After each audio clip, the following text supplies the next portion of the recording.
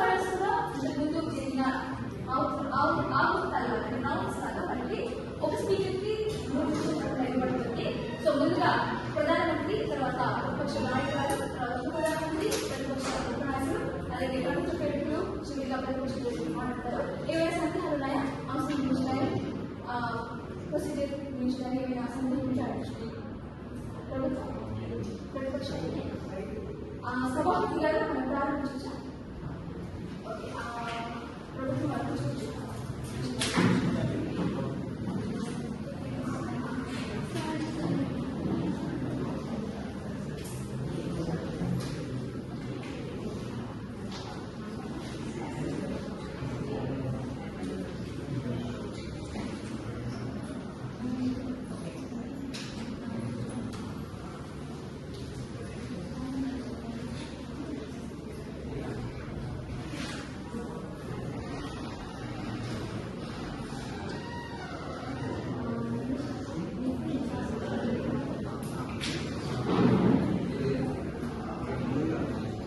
అందరికీ నమస్కారం. ఇక ఈ సభలో చర్చలు ప్రారంభించే సమయం అసలమైంది. ఈనాటి మన చర్చ అంశం తెలుగు భాష పరిరక్షణ తమ కర్తవ్యం అని గుర్తించడంలో విఫలమైన యువతరం అని ఈ సభ నమ్ముతుంది.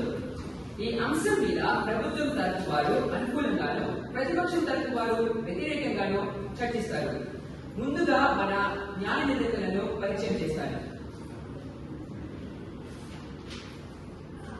శ్రీ భానుహాసనరావు గారు, శ్రీమతి సరస్వతి గారు మరియు శ్రీమతి లక్ష్మి గారు.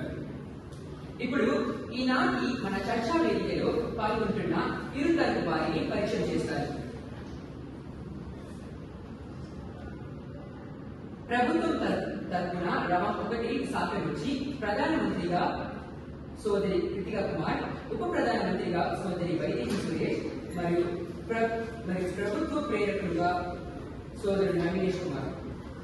తర్వాత ప్రతిపక్షం తరఫున వాదించడానికి సిద్ధాంతం 1 శాఖ నుంచి ప్రతిపక్ష నాయకురాలుగా సోదరి జీవిత, ప్రతిపక్ష ఉపనాయకురాలుగా సోదరి కవిప్రియ మరియు ప్రతిపక్ష ప్రేరకులుగా సోదరి దర్శన్.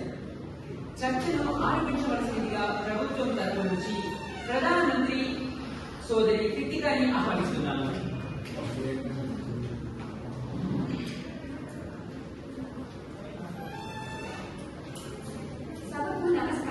ఈ సభలో ప్రభుత్వం వారు ముందు పెట్టిన అంశం తెలుగు భాష పరీక్షణ తమ కర్తవ్యం అని గుర్తించడంలో విఫలమైన యువతరం.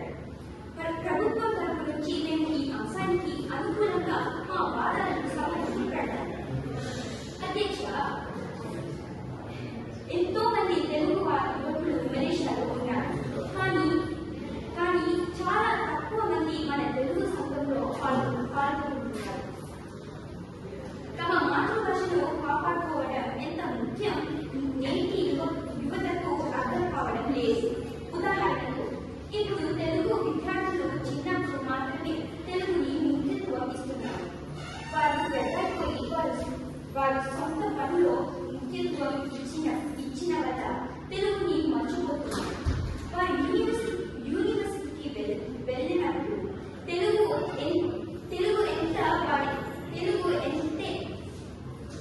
అంటే వారి జీవితానికి ముఖ్యం ఇవ్వలేదు అని తెలుసుకుంటున్నారు. కానీ వారు ఒక విషయం మర్చిపోతున్నారు. మన మాతృభాషని మనలను గుర్తిస్తుంది అని. ఇదే మా ఆధారం. ఇంతవరకు మేము అందించిన విషయాల ప్రకారం ప్రభుత్వం తరపు నుంచి మేము తెలుగు భాష పరీక్షణ తమ కర్తవ్యం అని గుర్తించడంతో విఫలమైన యువతరం అనే అంశాన్ని ఈ సభ అంగీకరించాల్సిందిగా కోరుకుంటూ నేను సెలవు తీసుకుంటున్నాను. ధన్యవాదాలు. తర్వాత ప్రతిపక్షం వారి వాదనను ముందుకు తీసుకొస్తున్న ప్రతిపక్ష నాయకురాలు సోదరి జీవితాన్ని ఆహ్వానిస్తున్నాను. సభకు నమస్కారం.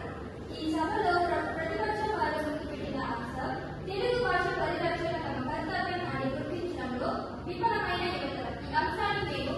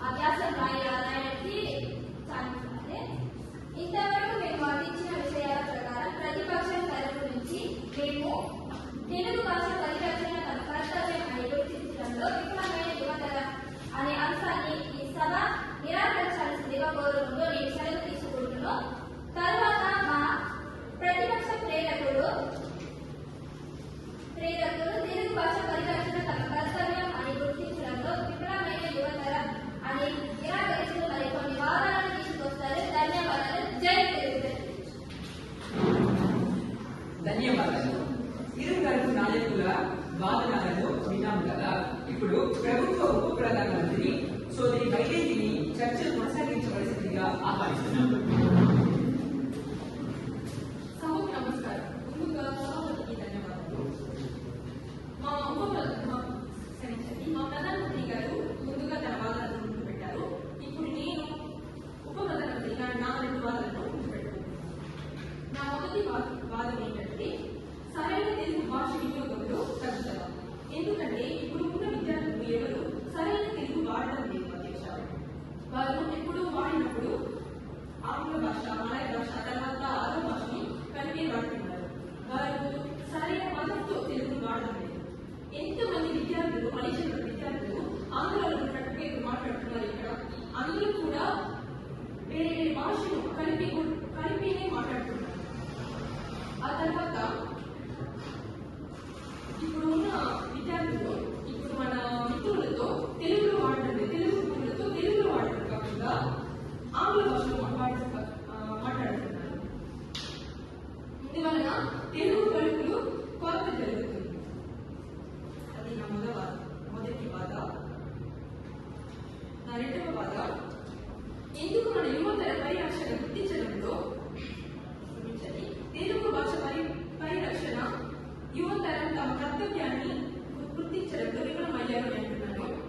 ఇప్పుడు మనం అది చాలా రకాలు ఉంది చెప్పడానికి. అయితే నేను స్పష్టమైన రకాన్ని మాట్లాడతాను. మొదటిగా ఎన్ని మంది విద్యార్థులు మలేషియాలో తెలుగు పటాలు చూస్తున్నారు? చాలా మంది చూడడం లేదు. అందరూ ఆరో పటాలు చూస్తున్నారు. ఇందువల్ల అది ఉల్లాసం అది మనకు చెప్పచ్చు. ఇప్పుడు మన సాంస్కృతిక కార్యక్రమంలోకి రావచ్చు. ఇప్పుడు ఎన్ని మంది విద్యార్థులు తెలుగు తరగతులు జరిపిన సాంస్కృతిక కార్యక్రమంలో పాల్గొంటున్నారు అధ్యక్ష? ఇప్పుడు మన తెలుగు తరగతిలో నాట్య భజన, తర్వాత చిరతలు ఇలాంటి కార్యక్రమాలన్నీ జరుగుతున్నారు. కానీ ఎన్ని మంది అందులో పాల్గొంటున్నారు? ఇప్పుడు దాదాపు మన మలేషియాలో దాదాపు 30 సార్లు ఉంటుంది. కానీ అప్పుడు కూడా ఇలాంటి కార్యక్రమాల్లో యువతరం వాళ్ళు పాల్గొనడం అంతగా లేదు. ఇప్పుడు మన నష్టైన ఉత్పత్తి అని ఎక్కడ అధ్యక్ష వెళ్ళింది? మనం ఎలాగా ఇప్పుడు వీళ్ళని తిరిగి తీసుకొని రావాలా మనం తెలుగుని పెంపొందించడానికి? ఇప్పుడు ఇంతకుముందు 2013లో 1000 మంది తెలుగు పరీక్షలు చేశారు. అయితే తర్వాత అది ప్రవేశించారు. తర్వాత మాధ్యమిక వెళ్ళినప్పుడు దాదాపు 60 మంది ఉన్నారు. వెళ్ళినప్పుడు 40 మంది. తర్వాత విషయాలకి 10 మంది మాత్రమే ఉన్నారు పరీక్ష రాయడానికి. ఇప్పుడు వాళ్ళు అయితే వెళ్ళిపోయారు. ఇది విఫలం కాదు మీరు అంటున్నారు అధ్యక్ష. ఇదే నా బాధ. ఇంతవరకు నేను అందించిన వాదన ప్రకారం ప్రభుత్వం తరపు నేను తెలుగు భాష పరిరక్షణ తమ కర్తవ్యం అని గుర్తించడంలో విఫలమైన యువతరం అనే అంశాన్ని సభ అంగీకరించాల్సిందిగా కోరుకుంటూ సెలవు తీసుకుంటున్నాను. తర్వాత మా ప్రభుత్వ ప్రేరకులు ఈ అంశానికి అంగీకరిస్తూ మరికొన్ని వాదాలను తీసుకొస్తారు. ధన్యవాదాలు. తదుపరి వక్త ప్రతిపక్ష ఉపనాయకురాలు సోదరి కవిత్యాన్ని తమ వాదనను వినిపించవలసిందిగా ఆహ్వానిస్తున్నాను.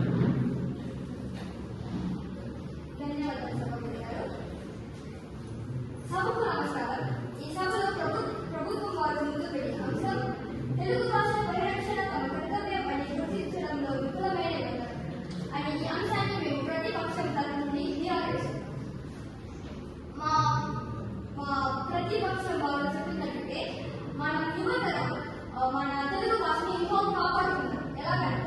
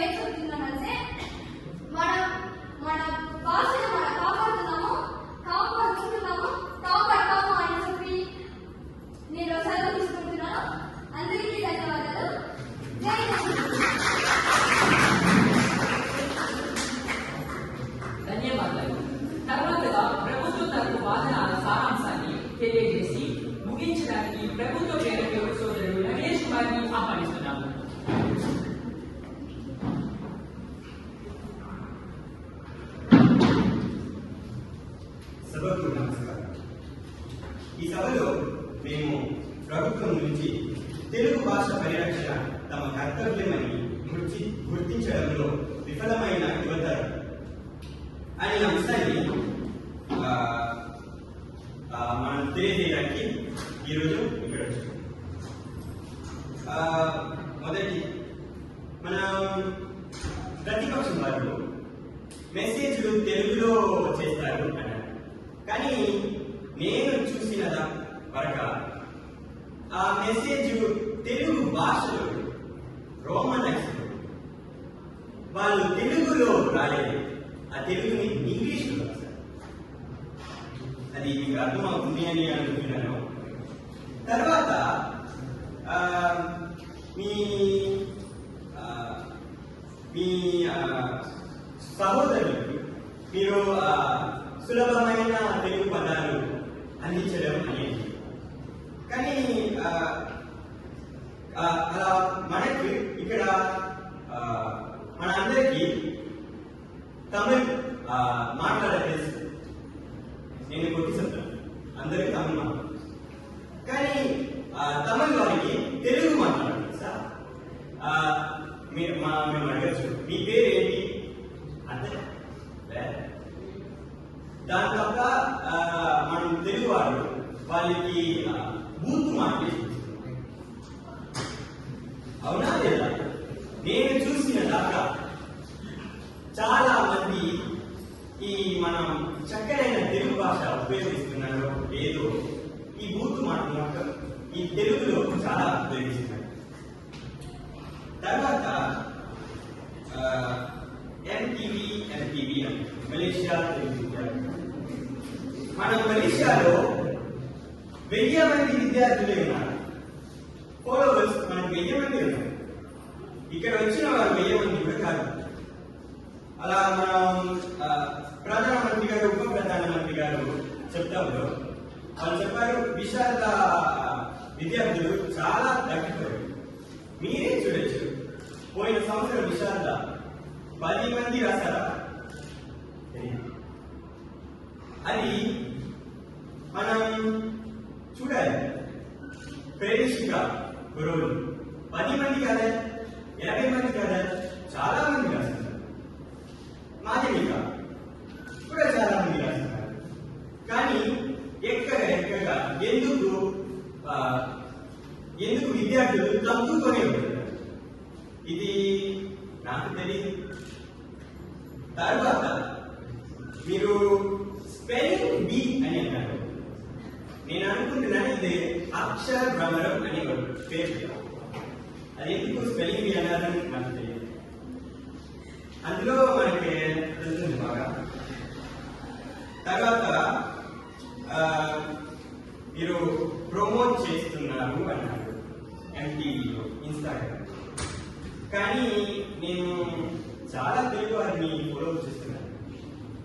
నేను లెక్కలు పెట్టచ్చు చేతిలో ఎందరో పోస్ట్ చేస్తున్నారు. ఒక చేశాను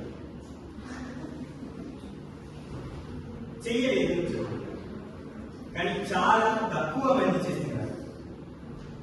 ఇది మన కర్తవ్యం. మనం విద్యార్థులందరూ యువతలు ఇది ఒక బాధ్యతగా చూస్తున్నారు కాదు, ఇది మన కర్తవ్యం, బాధ్యత. ఇది ఇప్పుడు మనం ఇక్కడ వచ్చి మన తెలుగు వారు ఇది చేయాలి, అది బాధ్యత. కర్తవ్యం నా కోసం చెయ్యాలి, నేను తెలుగు నా చెయ్యలేదని చేయాలి, చుట్టా ఉన్న వారి చేత అదే కర్తవ్యం. తర్వాత మా ప్రధానమంత్రి గారు ఉప ప్రధానమంత్రి గారు చెప్పినది మనం కలిపి తెలుగు మాట్లాడుతున్నాం.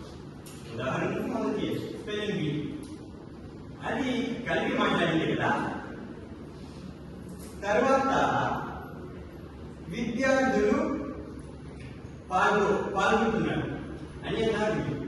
ఇలాగా ఇవే భాగవతం ఆడించారు.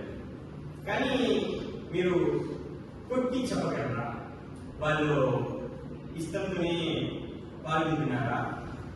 లేదు వాళ్ళు వాళ్ళ స్నేహితులు చూడడానికి పాల్గొంటున్నారా? లేదు వాళ్ళు జోహర్ నుంచి స్లాంపూర్కి రావడానికి పాల్గొంటున్నారా?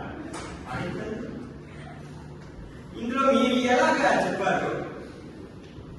మనం యువకులు మనం తెలుగుని నిలబెట్టాలి.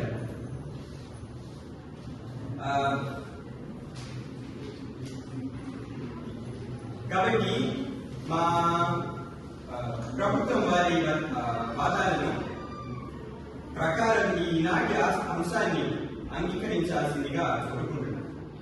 ధన్యవాదాలు. జై తెలుగు.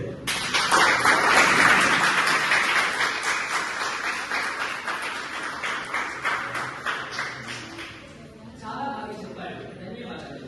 ఇప్పుడు మన చర్చ చివరి దశకు చేరుకున్నాము.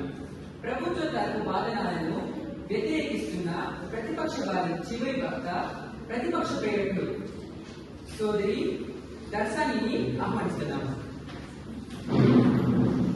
ధన్యవాదాలు సభాపతి గారు. గౌరవమైన నాయకులకు, పౌరులకు, పెద్దలందరికీ, ప్రతిపక్ష మిత్రులందరికీ, ప్రభుత్వ ప్రతినిధులకు నా నమస్కారాలు తెలుపుకుంటున్నాను. ముఖ్యంగా ధన్యవాదాలు చెప్పుకుంటారు. అయితే మీరు బాగా చెప్పేసి ఇప్పుడు మా ప్రతిపక్షం వారు చెప్పారు, తెలుగు భాష అంటే పెద్దవి తన కాపాడిన యువతుల నుంచి ఇంకా చేస్తున్నారు. అది నిజమే కదా, యువతులు చేస్తుంది.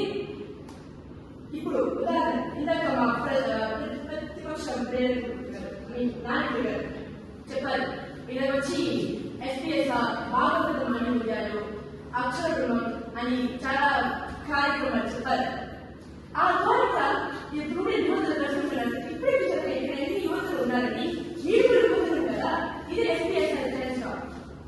మన వక్తృత్వం ఈ దీంట్లో కూడా యువతులు తెలుసుకున్నారు. మీరు యువతులు ఇంకా తెలుగు భాష కాపాడుకుంటున్నారు. ఇందాక ప్రభుత్వం చెప్పాలి, పరీక్షలు చాలా మంది విశాఖపట్నంలో 10 మంది తక్కువ ఉన్నారు ఒప్పుకుంటున్నాం. బాధాలు ప్రవేశికలో 50 మంది, మాదికలో 10 మంది, ప్రవీణలో 10 మంది, విశాఖలో 5 మంది. కానీ వారు తిరిగి ఆ పరీక్ష రాస్తారు. వారు అక్కడ ఆగిపోరు. వారు తమ భాషను కాపాడడానికి తిరిగి ఆ పరీక్ష రాస్తారు. ఎన్నిసారి ఓడించిన వారు తిరిగి ఆ పరీక్ష రాస్తారు. మాదిక సరి, ప్రవేశిక సరి, విశాఖ సరి, ప్రవీణాలు సరి. ఇంకా కాకుండా వారు ఇంకా ఆ ప్రయత్నం చేశారు. మన ఎలాగో మన మాతృభాషని ఆ పరీక్షని పాస్ అవ్వాలా అని చెప్పి ఒక పట్టుదలతో ఉంటారు. ఉదాహరణ మా శాఖలో ఒక విద్యార్థులు ఉన్నాడు. వాడు మాధ్యమిక ఫెయిల్ అవ్వాలి, తిరిగి రెండోసారి ఫెయిల్ అవ్వాలి. కానీ వాడు ఇప్పుడు దాకా ఈ సంవత్సరం వాడు వెళ్తాడని పట్టుదలతో ఉన్నాడు. ఇక్కడి నుంచి వాడు యువతలో వచ్చి ఇంకా తెలుగు భాషను కాపాడుతున్నాడు. అదే కాకుండా ఇందాక ప్రభుత్వం చెప్పాలి, ఇలాగా తెలుగు భాష అంటే ఆంధ్ర భాష అంతా మాట్లాడలేదు, శుభ్రమైన తెలుగు మాట్లాడలేదు, శుభ్రమైన తెలుగు పోతున్నారు అని చెప్తారు కదా. ఇప్పుడు మలేషియా తెలుగు సంఘం ఆంధ్రప్రదేశ్ నుంచి తెలుగు ఇస్తున్నారు. ఉదాహరణకి మన సత్య గారు, సిడివి గారు, వారిని ఆంధ్ర నుంచి వచ్చే గురువు గారు, వారు ఒక్కొక్క బృందానికి వెళ్ళి వాళ్ళ మాటలు చెప్పిస్తున్నారు. దీనివల్ల యువతులు కూడా వారికి ఒక అభిప్రాయం పెరిగి వారు తెలుగు భాష నేర్చుకుంటున్నారు. ఎవరు చెప్పారు వారు ఆంధ్ర భాష నేర్చుకోలేదు? ఇప్పుడు మనం మాట్లాడేది కూడా తెలుగే కదా. మన ఇంటికి వచ్చినప్పుడు మన ఆంధ్ర భాష కూడా మాట్లాడగలుగుతాం. అదే కాకుండా ఎక్కువగా అరవ భాష మాట్లాడుతున్నారు అని కదా. నా స్నేహితులు ఇలా వాళ్ళు కూడా వాళ్ళ అమ్మ వచ్చి అమ్మగారు వచ్చి మా నాన్న వచ్చి కానీ అది నాతో మాట్లాడటంతో వాళ్ళకి ఎప్పుడు ఉపయోగించదు. తెలుగు మాత్రమే వాడుకుంటుంది. నేను ఎంత ఆంగ్లంలో మాట్లాడతాను, తన జవాబు ప్రశ్న అడిగేది తెలుగు భాష. తీర్చిదిద్దింది యువతులు ఇంకా రక్షించుకుంటారు.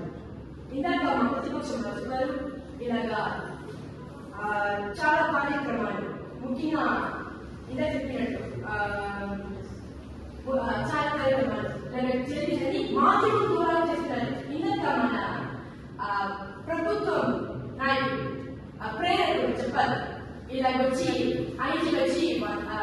వెయ్యి మంది దాకా ఉంటుంది. ఇక కొన్ని మంది యువతలకి అడిచి మాధ్యమే లేదా ఎలా కూడా తీస్తారు. ఇప్పుడు చూడండి, ఇప్పుడు మనం పెద్ద పెద్ద కార్యక్రమాలు పెడితేనే అప్పుడే యువతులు అందరూ ఒకేసారి కలుతారు. ఇందాక చెప్పినట్టు స్నేహితుల కోసం దూరం నుంచి ఇక్కడ రావడం కోసం వస్తున్నాండి, అది కాదు. ఇప్పుడు మనం ఇక్కడ నిల్చోండి ఎందుకోసం, మన తెలుగు భాష కాపాడడం కోసం వచ్చినాము. అది మీకు అర్థమవుతున్నాను. అదే కాకుండా ఇందాక చెప్పినట్టు ఇది చాలా మందికి మాధ్యమం ఉండాలని లేదంటే, కానీ మా ప్రతిపక్షం వారు వీరికి వచ్చి మాధ్యమం లేదు. కానీ వీరు కాపాడాలి కదా.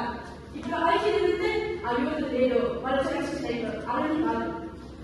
మాధ్యమం లేదు కూడా, మనం ఉన్నా కూడా మన తెలుగు భాషను కాపాడుతున్నాం. ఇక్కడితో నా బాధలను ఆపేస్తున్నాను. ధన్యవాదాలు.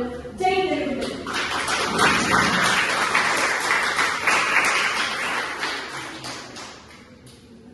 భలే బా అని చెప్పినట్లు చర్చించారు మన గోపి గారు. ధన్యవాదాలు. ఇంతటితో మన చర్చ పూర్తయింది. ఇక ఎవరు ఆఖరి పోటీ ఫైనల్స్ కి వెళ్తారని తెలుసుకోవాలంటే కాసేపు వేచి చూడాల్సిందే. ఇందుకోసం సభలో కాసేపు వాయిదా వేస్తూ తరువాతి కార్యక్రమాన్ని కొనసాగించడానికి ముందు మీరు గ్రౌండ్ ఫ్లోర్ కి వెళ్లి మీ భోజనం చేసి 1-15 గంటల లోపల 4th ఫ్లోర్ మెయిన్ హాల్ కి రావాల్సిందిగా కోరుకుంటున్నాను. సెలవు తీసుకుంటున్నాను. ధన్యవాదాలు. జై తెలుగు.